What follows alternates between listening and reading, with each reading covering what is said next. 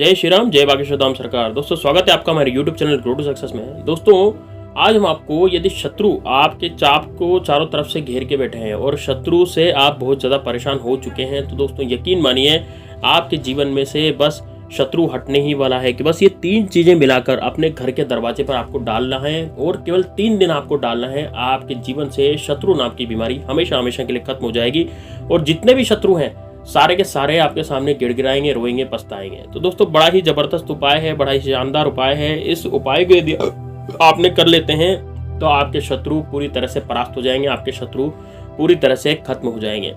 तो दोस्तों आपको ये उपाय किस तरह से करना है, कैसे करना है, पूरा मैं उपाय बताने जा रहा हूँ। इस वीडियो को लाइक जरूर कर दीजिएगा। साथ ही में दोस्तों कमेंट बॉक्स में जय श्री राम, जय बागेश्वर धाम सरकार जरूर लिखिएगा, क्योंकि लोग तो 108 बार 1008 बार श्री राम का नाम लिख रहे हैं, तो आप तो एक बार तो लिख ही सकते हैं। और यदि हम एक बार नाम लिख लेंगे तो हमारा उसमें जीवन सुधर जाता है। तो दोस्तों आप सबसे पहले इस उपाय को कब से शुरू करना है, तो दोस्तों देखिए शनिवार के दिन आपको ये 3 चीज़ें मैं आपको मिलाने, जो 3 चीज़ें मिलानी है वो 3 चीज़ें सबसे पहले बताने जा रहा हूँ। कौन कौन सी 3 चीज़ें आपको मिला करके डालनी है। तो सबसे पहली चीज़ आपको शनिवार को लानी है, अपने आसपास देखिए कि अपने आसपास कौन सा तालाब है ना। अपने आपके आसपास यदि कोई तालाब है तो तालाब के पाल की मिट्टी आपको लानी है। तालाब की जो पाल की मिट्टी होती है उसको आपको लाना है। सुबह लाएं चाहे शाम को लाएं, कभी भी आप ला सकते हैं।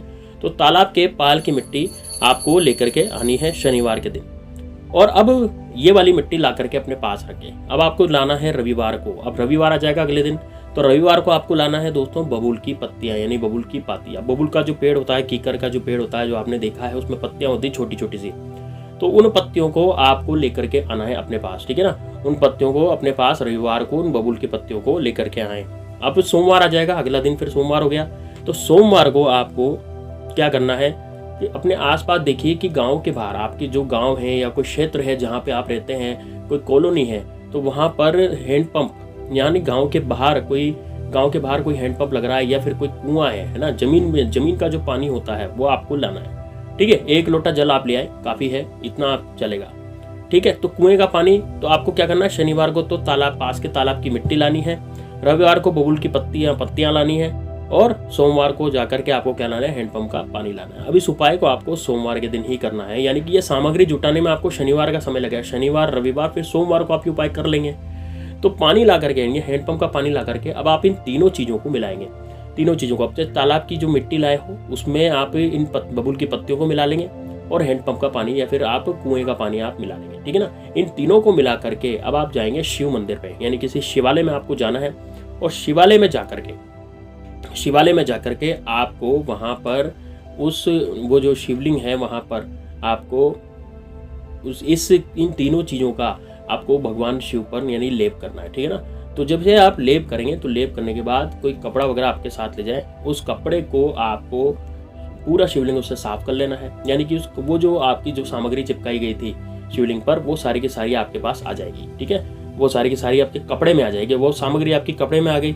अब कपड़े में आकर के उस कपड़े को घर पे ला करके आपको सुखा देना है। जो शिवलिंग पर आपने सामग्री चिपकाई थी वो तो कपड़े में आ गई, लेकिन थोड़ी बहुत जो सामग्री, मिट्टी वगैरह जो रह गई है, 1 लोटे जल से शिवलिंग को पूरा साफ कर दीजिए और उसमें जल बहता रहना चाहिए। अब आप वहां से आ जाइए महादेव के हाथ जोड़ करके जब आएंगे वापस। अब इस उपाय से होगा क्या, ये अभी उपाय मैंने पूरा नहीं बताया, ध्यान से सुनिएगा।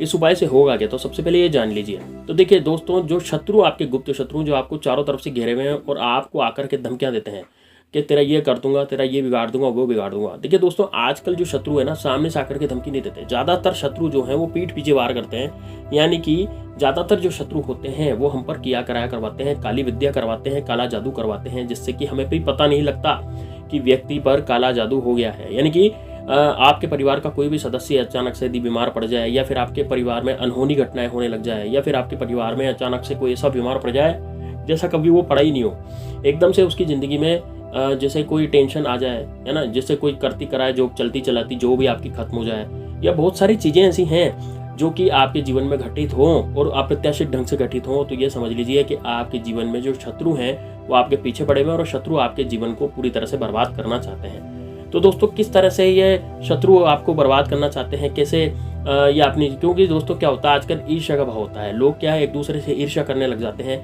लोग सोचते हैं कि ये व्यक्ति इतनी उन्नति क्यों कर रहा है, ये व्यक्ति इतनी तरक्की क्यों कर रहा है, इसको नहीं करनी चाहिए। तो लोग उस पर किया कराया करवा देते हैं ताकि वो जो व्यक्ति उन्नति कर रहा है उसकी तरक्की रुक जाए। और तरक्की रुकने के कारण इन लोगों को मजा आता है, इन लोगों को अच्छा लगता है कि हाँ चलो इसकी भी तरक्की रुक गई, हमारी तो रुकी भी थी, तो अब बहुत बढ़िया हो गया। या बहुत से लोग ऐसे होते हैं जो बेवजह ही दुश्मन बन जाते हैं, बेवजह हम पर किया कराया कराने लग जाते हैं। तो दोस्तों इस तरह के जो लोग होते हैं वो बड़े ही पावरफुल और बड़े ही जबरदस्त होते हैं तंत्र क्रियाओं में। तो ये जो मैं आपको क्रिया बताने जा रहा हूँ ये भी बड़ी तंत्र क्रिया है। यह क्रिया यदि आपने कर ली तो यकीन मानिए दोस्तों, आपका जो शत्रु है वो कुत्ते की मौत मरेगा। यानी कि ये हो सकता है उसका एक्सीडेंट हो जाए, हो सकता है वो अस्पताल में मिले, यानी कि उसके साथ बुरा ही बुरा होने लग जाएगा। अब ये आप जब शिवलिंग पर जाकर के आप इस किसी कपड़े में ये सब सामग्री आप ले आएंगे और उस कपड़े को आपको सुखाना है ना, उस कपड़े को आपको सुखाना है। सुखाने के बाद उस कपड़े में आग लगानी है, यानी कपड़े को जला देना है।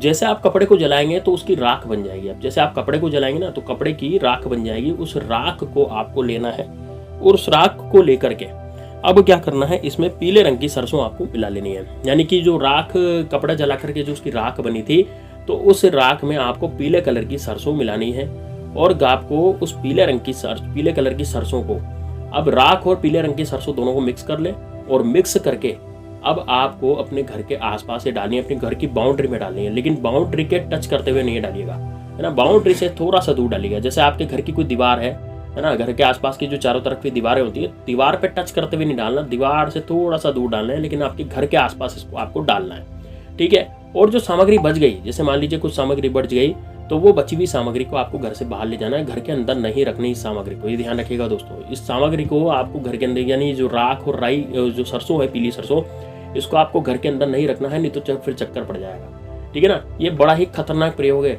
आपके जीवन में कोई भी दुश्मन आपका कुछ भी नहीं बिगाड़ पाएगा, कुछ भी बाल बांका नहीं कर पाएगा, कोई भी तंत्रोक्त क्रिया या जादू टोना आपके घर पर नहीं चल पाएगी। इतना जबरदस्त प्रयोग है। अब जैसे मान लीजिए आप किसी फ्लैट में रहते हैं तो आप क्या करेंगे, फ्लैट में रहते हो तो आप अपनी बालकनी में इसको डाल देंगे, है ना। या फिर आपके घर के पीछे की तरफ कोई दीवार नहीं है, डालने की स्थिति नहीं है, तो कोई बात नहीं, आप अपने घर के आगे ही इसको डालिए, है ना। तो जैसे घर के आसपास देख लीजिए कोई जमीन खाली है तो घर के आसपास नहीं तो घर के सामने की तो जगह खाली रहती है, वहां पर आप इसको बिखेर सकते हैं, वहां पर इसको आराम से डाल सकते हैं। और जो बची हुई सामग्री है जो आपके साथ बच जाएगी उसको आपको घर से बाहर ले जाना है, किसी नदी तालाब या कहीं भी जाकर के फेंक देना है। दोस्तों इतना काम करती है, यकीन मानिए दोस्तों, इसको एक बार यदि आपने प्रयोग में ले लिया तो फिर आपको कभी भी दूसरी चीज प्रयोग में लेने की जरूरत नहीं है शत्रु के नाश के लिए, क्योंकि ये शत्रु के नाश के लिए पर्याप्त है।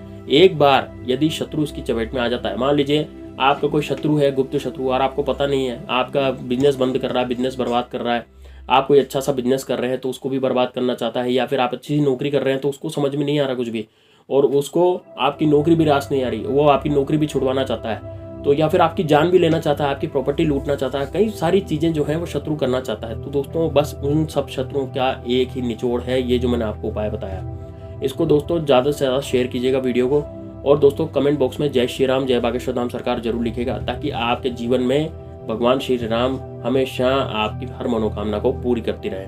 तो दोस्तों मिलते हैं नेक्स्ट वीडियो में, तब तक के लिए जय श्री राम, जय बागेश्वर धाम सरकार, हर हर